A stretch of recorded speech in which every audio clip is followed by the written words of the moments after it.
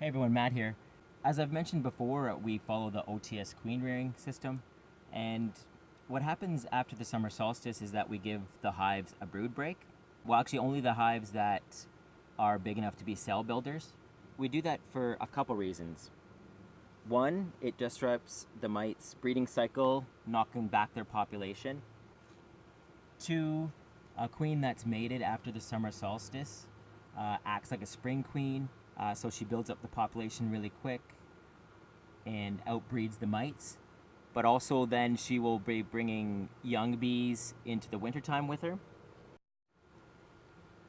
Because normally what happens with queens after the summer solstice is they start gearing down and getting ready for winter.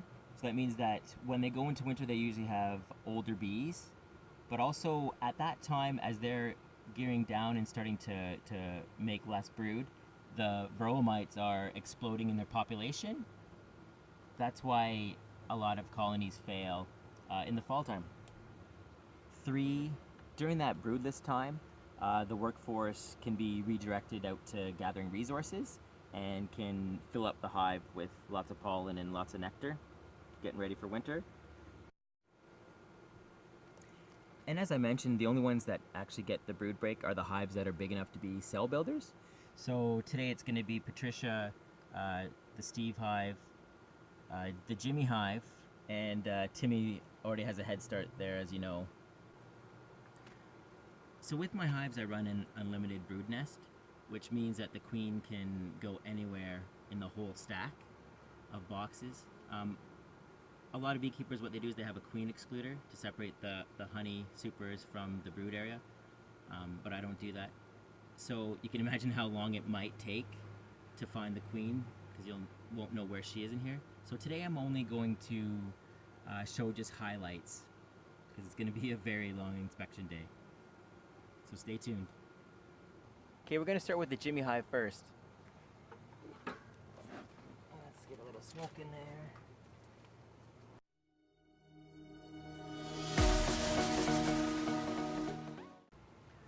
Okay, so I found the queen in the second box. Oh yeah, there she is on the other side. She is right here.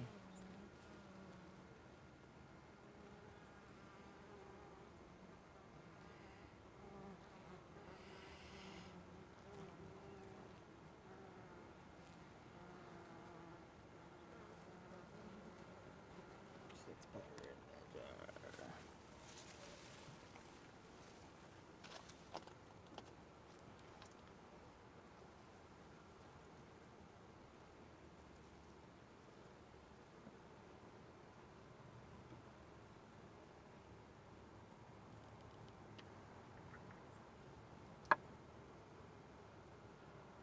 See if we can catch her with one-handed. Where'd she go? Here she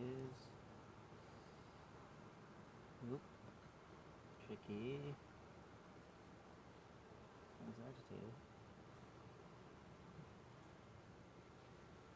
There we go. Let's close this up.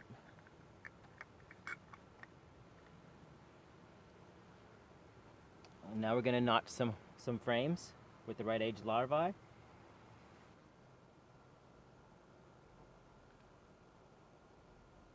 Little tiny larvae. And then this one is a newer frame, super fragile, almost tipped it off, but notched some in the bottom there. Right age larvae, and then actually in the box there, the next frame beside this is a huge pollen frame. So these queens will be really well fed.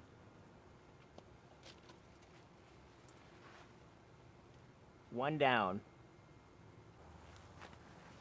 Hopefully in the Patricia hive here we're just as lucky and I find her in the first two boxes we look in.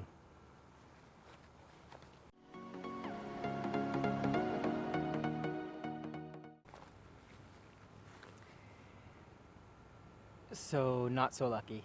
I just went through the whole hive and haven't seen her yet. So we're gonna go back through.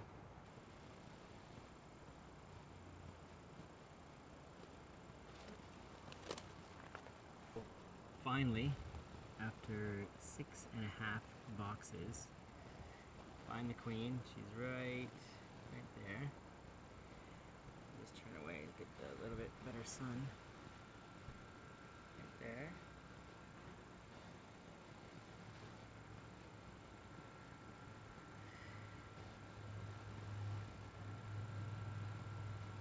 She's a good looking queen though. They're on my finger because they can smell her on my finger. Okay, good.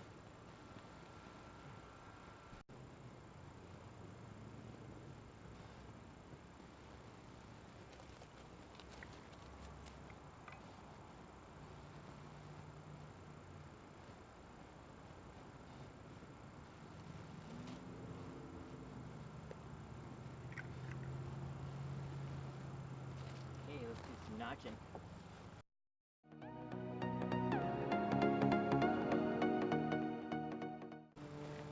Okay, done with Patricia, now we just got Steve, our biggest hive.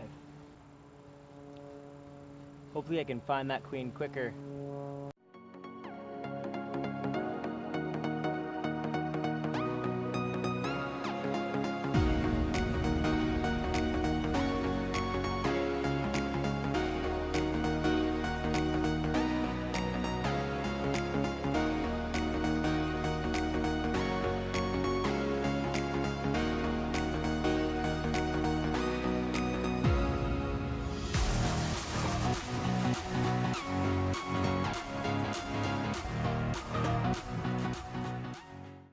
The scientists say that drones can go in and out of any hive in the area and sometimes pass varroa mites between them.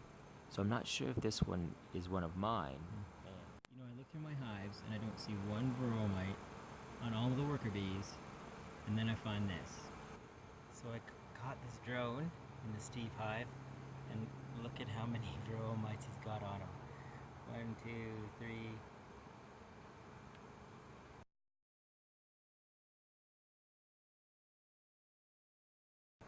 Got a lot, but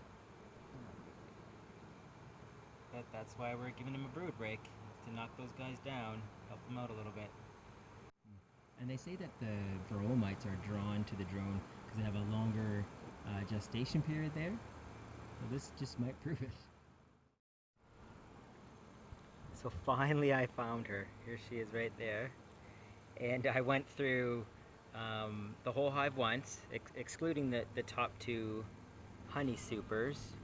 So that's 6 boxes I went through, and then I didn't find her, and then I went back through again, and I was on the 6th one again, so that's 12 boxes, and then I found her in the last box before I was about to give up for the day. But yeah, so there she is. So let's give these guys a brood break, because obviously they need one.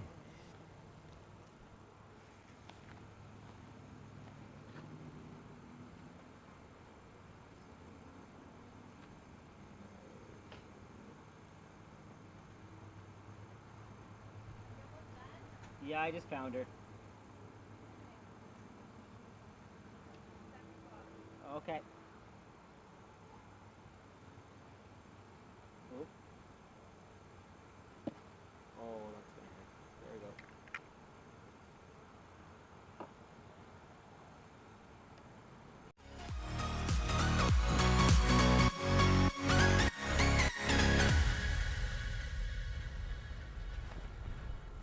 Okay, we're done for the day. We got all the queens that we needed to find, and we'll just check in on them in about 8 to 9 days to see how many queen cells they made.